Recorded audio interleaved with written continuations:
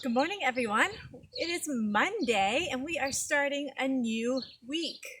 So let's sing our Days of the Week song. We've got to be ready because Monday's right near the beginning. Hands on your knees. Sunday, Monday, Tuesday, Wednesday, Thursday, Friday, Saturday, Domingo, Lunes, Martes, Miércoles, Jueves, Viernes, Sábado. And our month is May. Ready?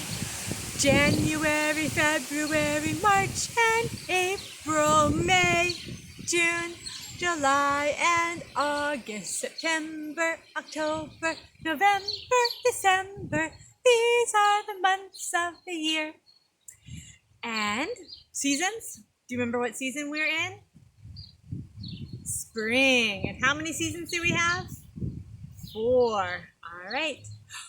Winter, spring, summer, fall. These are our 4 seasons. Every year we have them all. Winter, spring, summer, fall. Now, this week we are going on a visit to a new continent, and I am so excited about the things I have to show you this week. Last week I gave you some clues about which continent it is. I wonder if any of you have a guess about which continent we're visiting. Let's sing the continent song so we remember the names of all the continents, and then we'll see if we can figure it out. All right, so we'll start with our 7 continents. 7 is 5 and 2, and then Asia, the biggest continent, is where we'll start. There are 7 continents: Asia, Europe, Africa, Australia, North America, South America, Antarctica. All right, so the clues I gave you is that I showed you some of the birds, like the ostrich, that live in this continent. And I said it has a similar shape to South America. See how it's kind of bigger at the top and a little bit smaller and narrower? Which continent has a similar shape? Africa! Yes, but Africa is a lot bigger than South America. After Asia, Africa is the next biggest continent in the whole world. So we are going to go and visit Africa this week, and I am so excited. So you can see Africa is here. It's really close to Asia and Europe, but there's some seas here that separate them.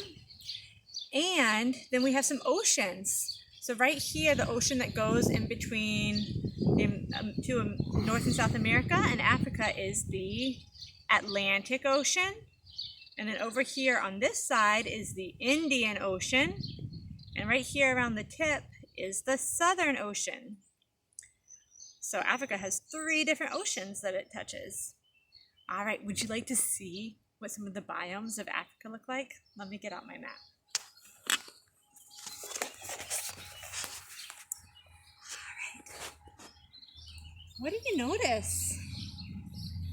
So the map key down here tells us what the different colors represent. So orange is desert. Do you see any desert in Africa? Africa has the biggest desert in the whole world. Wow, look at this river that goes all the way up through the river, or up through the desert. That's the Nile River. It might be the longest river in the world. All right, now yellow, it means grasslands, and they use the word savanna is another word for grasslands. Do you see any grasslands? Most of Africa is grasslands. That's more than anything else. All right, then we have mountains. Do you see any mountains? There are a bunch of different places with mountains. And we have forests, especially tropical forests. This is the green. Do you see the tropical forest there? And then wetlands are the areas where there's a lot of water. Usually it's near rivers, where rivers come out. All right, so we're going to see how many of these different biomes we can visit, learn about some of the animals that live in the very different places, and how some of the different people groups have learned to have their food and shelter and some of the special things in their cultures in the different parts of Africa. So I'm really excited to show you some things. I've been able to visit Africa 2 times, and so I have some things that I brought back that I could show you. All right. And Miss Tawana found this really beautiful video that shows you animals and places and people from all over Africa. So I will share that with you so you get to watch that. And today, our read-aloud book takes place in Africa. And it's one we've read before, and it's one of our favorites. Do you remember Give Up Gecko? Now, Give Up Gecko is called a folk tale. And a folk tale is a story that people have told for years and years, and they pass it down. And pretty much every country, every culture has folk tales. They're stories that people have passed down. Even before they had books and to write them down in, people would tell stories to their families, to their children, and they would keep passing down the stories. And often folk tales have a lesson to teach us. They might tell us about how to treat each other or things that we can do to help our life be better. So we're going to see what lesson we might learn from Give Up Gecko. I'm going to tell you a big word that it's about. Perseverance. Can you say perseverance? Perseverance. Perseverance means we keep trying and keep going even when things are hard. And so we're going to see which character in the story shows perseverance and if we can learn anything from it. But I know that already you guys have been showing a lot of perseverance because we've had to do learning differently for these last 2 months. We've been learning at home and not able to come to our school. And that's been hard sometimes, but you all have shown a lot of perseverance, sticking with it even when it's hard and not how we might want things.